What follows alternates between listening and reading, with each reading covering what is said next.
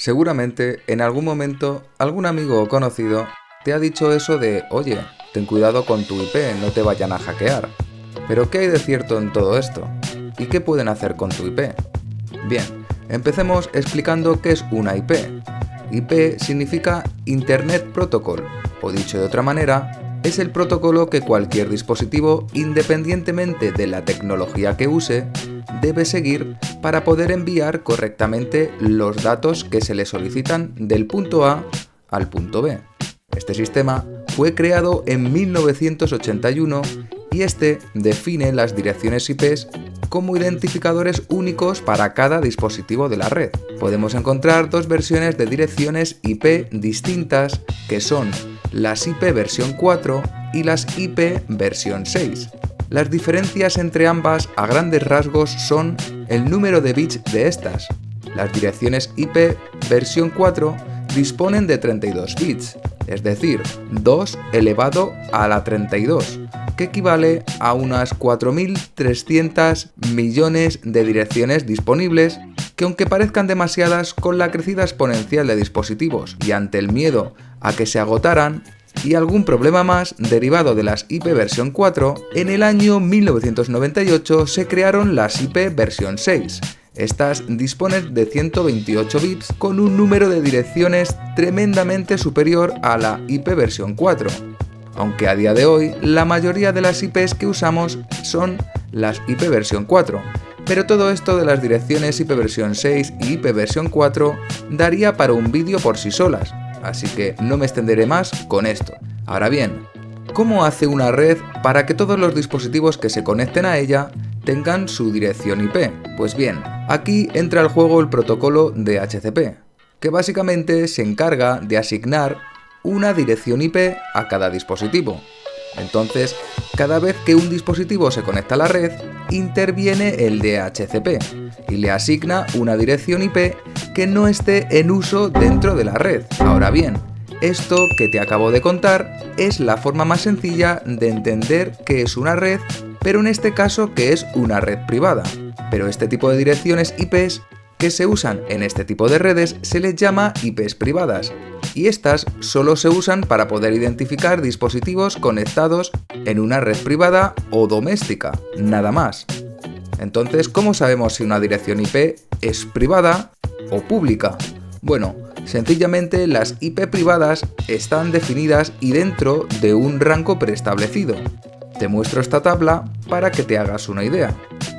Pero si quieres saber cuál es tu IP privada, basta con que ejecutes el comando ipconfig en el CMD de Windows y este te mostrará la IP privada que tengas asignada en ese momento.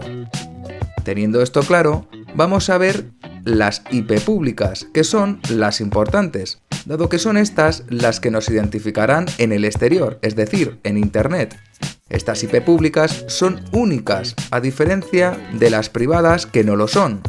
Para entenderlo de una manera sencilla, las IP privadas serían como nuestro nombre, el cual en un entorno cerrado bastaría para podernos identificar.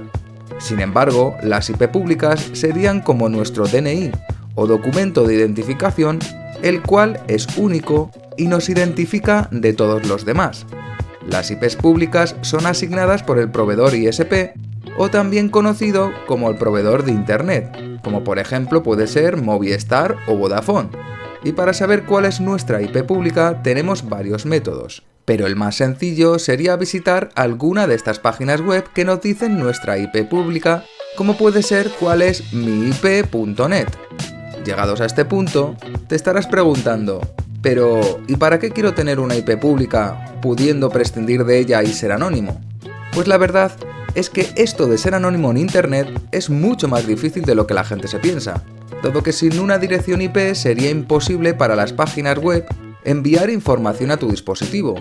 Esto es como una dirección física, igual que en la vida real la necesitas para poder recibir correo, en Internet pasa algo similar. Entonces, ¿qué ocurre si alguien consigue mi dirección IP y tiene malas intenciones? Mencionaré algunos ejemplos de cómo podrían usar una dirección IP pública para hacer el mal, como por ejemplo un ataque de denegación de servicios. o también llamado DDoS. En este tipo de ataques, lo que se hace es enviar muchísimo tráfico a tu dirección IP, saturando el ancho de banda y dejándolo incomunicado. Este tipo de ataque se suele usar para atacar páginas web o algún servicio online en concreto, lanzando masivas peticiones al servidor web, saturándolo de tal manera que es imposible utilizarlo. Esto se suele hacer a corporaciones medianas o grandes. Ahora bien, en el caso de ser la dirección IP pública de una persona que no es relevante, famosa o conocida, es más difícil, porque ¿cuál sería el interés del atacante? Esto tiene sentido con personas o empresas públicas relevantes que saben que les pueden hacer mucho daño si consiguen su objetivo de dejar fuera de servicio ya sea su página web o servicio online. Otro ejemplo sería el de poder geolocalizar a la persona con su IP pública. Y hasta a día de hoy puedes encontrar páginas web donde te ofrecen geolocalización por IP. Pero esto no es del todo cierto, dado que la geolocalización mediante el uso de una IP es más aproximada que exacta, y además, las direcciones IP públicas te las proporciona tu proveedor de internet. Este las tiene registradas en una base de datos con su propio rango de IP y su ubicación geográfica, pero estas ubicaciones están más relacionadas con el punto de distribución más próximo y no con la ubicación del cliente. Es decir, que mediante geolocalización por IP puede darte una aproximación, por ejemplo, una ciudad, un barrio o como mucho una calle, pero nunca te dará una localización exacta. Y es que los proveedores de internet reparten grupos de IPs de forma aleatoria a sus clientes. De esta manera, nunca una dirección IP apuntará a una casa o dirección específica. Además de esto, tienes que tener en cuenta que las direcciones IP públicas que tienen asignadas pueden variar, ya sea por un simple reinicio del router o porque el proveedor lo haya cambiado de manera aleatoria si así lo requiere, lo que hace enormemente más complicado poder geolocalizar a una persona, en concreto con solo una IP pública. Otra de las posibles técnicas que pueden usar es el uso de herramientas para el escaneo de puertos, mediante el cual identifican qué puertos están abiertos en tu dispositivo y si estos están en uso por servicios activos, y si son vulnerables podrían llegar a ser explotados comprometiendo tu computadora. Y como este, podríamos citar muchos más ejemplos. Pero, ¿deberías preocuparte si alguien llega a conseguir tu IP?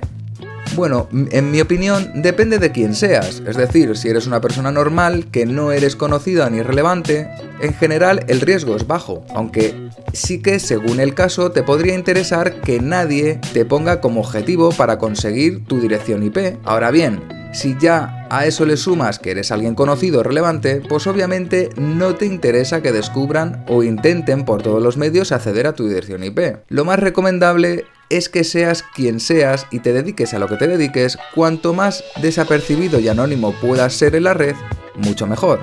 Entonces, ¿cómo puedo evitarlo? Lo más simple es ser consciente de lo que haces en internet y tener sentido común. Mientras no accedas a enlaces sospechosos o páginas web raras, no deberías de tener muchos problemas. Aún así, siempre tienes la opción de usar una VPN, la cual hace de intermediario entre tu IP y la página web, haciendo que la página web vea la IP de los servidores de la VPN y no la tuya propia. Aunque dependiendo de la empresa que está detrás de esta VPN, también deberías de tener cuidado. Pero esto de las VPNs da para un vídeo por sí solas. Otra de las técnicas es el uso de navegadores seguros, que encripten tu dirección IP, como puede ser el conocido Tor Browser o similares. Si te interesa esto de la seguridad en internet y quieres más vídeos de esta temática, ya sabes, házmelo saber en los comentarios. Espero que haya sido de tu agrado este vídeo, recordarte que puedes darle a like, suscribirte y activar la campanita de notificaciones y nos vemos en el próximo vídeo.